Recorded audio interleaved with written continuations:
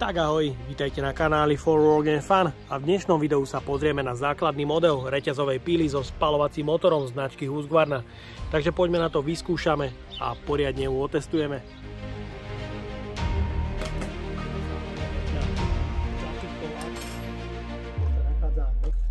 Testujeme.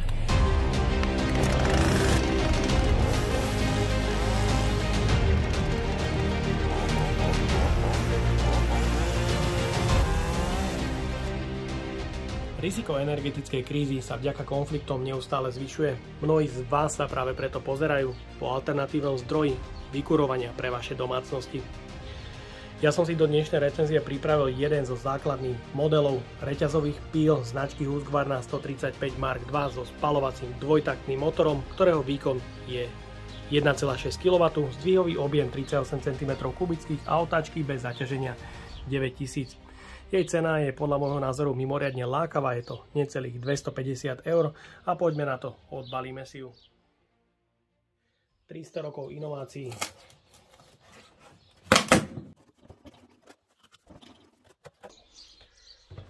V balení nájdeme užívateľský manuál v slovenskom a aj v českom jazyku. Ďalej v balení nájdeme kľúč pre šponovanie reťaze, demontáž sviečky a aj ochranného krytu v jednom. Ďalej v balení nájdeme 3/8 reťaz pre lištu dlhú 35 cm, počet zubov 26, počet opierok 52. Drážka pre vedenie reťaze je 1,3 mm. Ďalej je v balení plastový kryt reťaze a lišty, ktorý je vyhotovený z tvrdých plastov. Samotná lišta je dlhá 35 cm, je tu vodiacie koliesko pre lepšie vedenie reťaze, taktiež máznica, šírka drážky 1,3 mm. Lištu je neustále potrebné obracať pre rovnomerné opotrebenie, práve preto je máznica z jednej a aj z druhej strany. No a v balení nájdeme samozrejme reťazovú pílu Husqvarna 135 Mark II s výkonom 1,6 kW. Dizajn a spracovanie je na vysokej úrovni, píla má veľmi pekný dizajn, oranžová farba vyzerá naozaj veľmi dobre. Musím ale povedať, že blok motora nie je osadený v zliatine horčíka, ale iba v plaste. Na hornom veku nájdeme nálepku ako štartovať pílu za studena.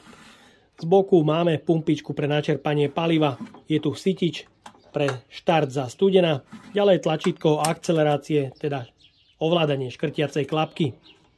Ďalej je tu štartovacie lánko. Objem palivovej nádrže je 370 ml. Veko sa otvára beznástrojovým systémom, kľudne si ale môžete pomôcť skrutkovačom. Je tu gumené tesnenie a vo vnútri je filter pre zachytenie drobných nečistôt. Palivo je potrebné zmiešavať v pomere 1:50 a výrobca odporúča, ak sa používa píla vo vysokých otáčkach, používať palivo s čo najvyšším oktánovým číslom. Servisný otvor pre nastavenie voľnobežných otáčok a maximálnych otáčok stroja. Nádrž s objemom 260 ml pre olej na primazávanie reťaze. Horná rukoveď vyzerá byť celoplastová, je tu ochrana proti spätnému rázu, teda brzda pre zaseknutie reťaze. Horné madlo je voči motorovej časti odvibrované pružinovým systémom.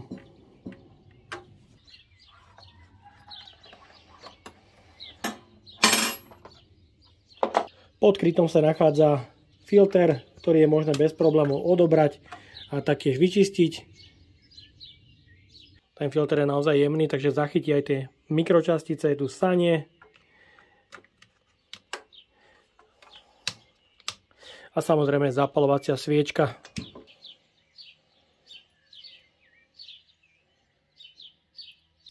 Odvibrovanie je taktiež na pružinovom systéme, ale nájdeme tu niekoľko silen blokov.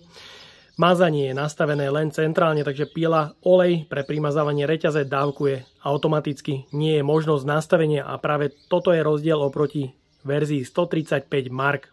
Bočný kryt je poplastovaný, ale je vyrobený zo zliatiny horčíka, držia ho dve skrutky, čo určite chválim.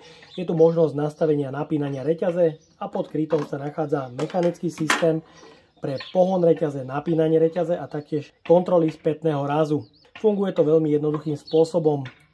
Ak dostanete motor do otáčok od strediva, spojka sa roztiahne zaistí tento krúžok. Ten krúžok dostane reťaz do pohonu. Ak počas pílenia zaistíte kontrolu spätného rázu, tá zasekne pohon reťaze a reťaz sa zastaví.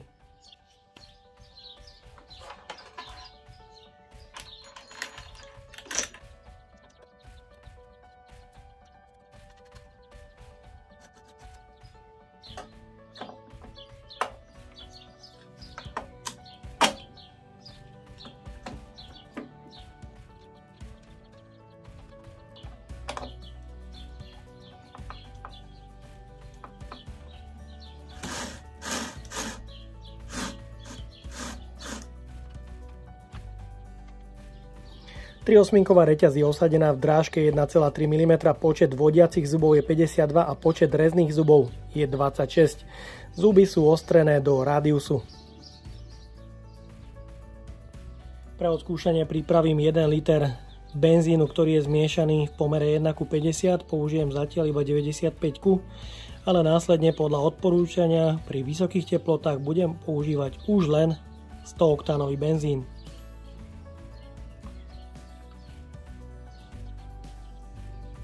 Bežne používam ten rúživý olej od Štýlu, ale teraz pri nákupe ma borci upozornili, že by záruka v prípade poruchy na motorovej časti nemusela byť uznaná, ak by som používal olej od konkurenčnej firmy. Myslím si, že ale to je nezmysel.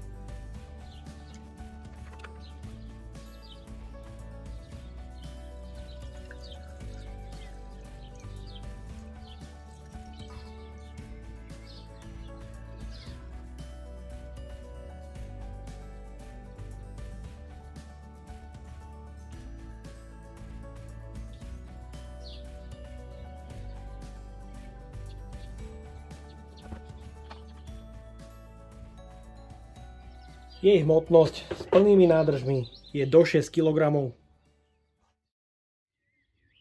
Takže poďme na to, prvýkrát ju naštartujeme. Štart zastudená, je potrebné zatlačiť sítič.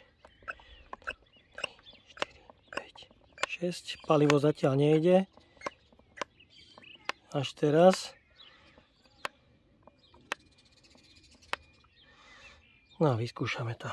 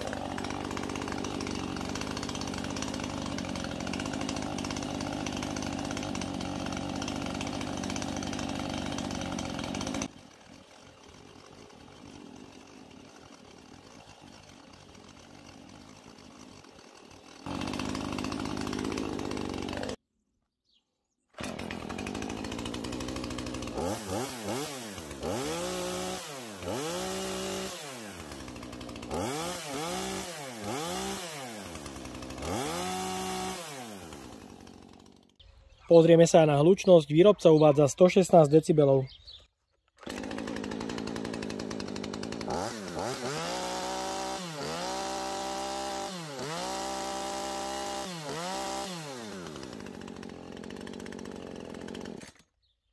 Píla za tepla štartuje veľmi, ale veľmi pekne a ľahko.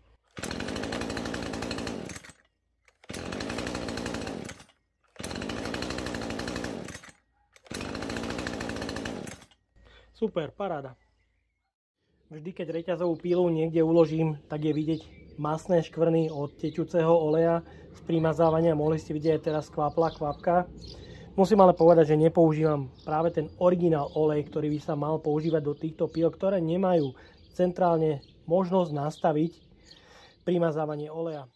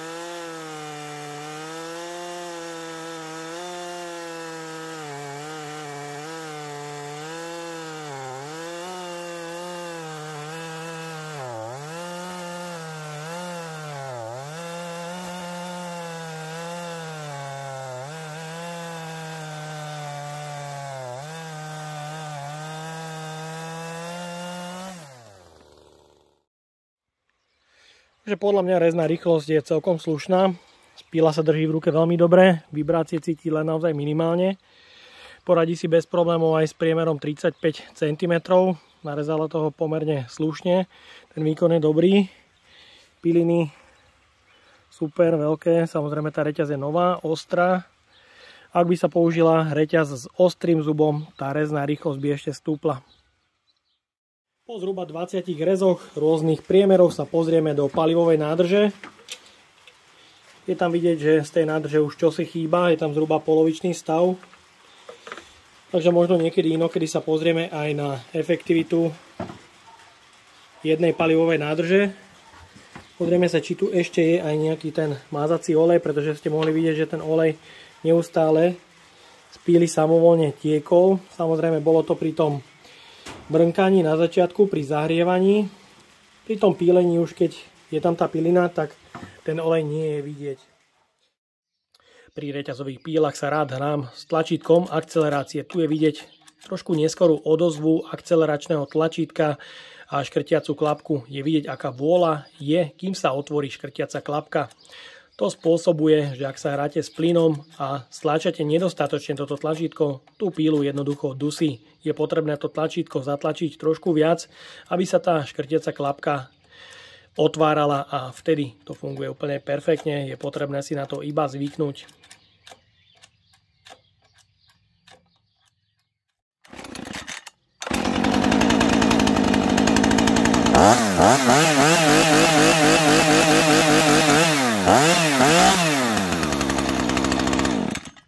Takže to bolo normálne tlačenie až na doraz spínača a teraz budem spínať tlačítko len do polky plynu.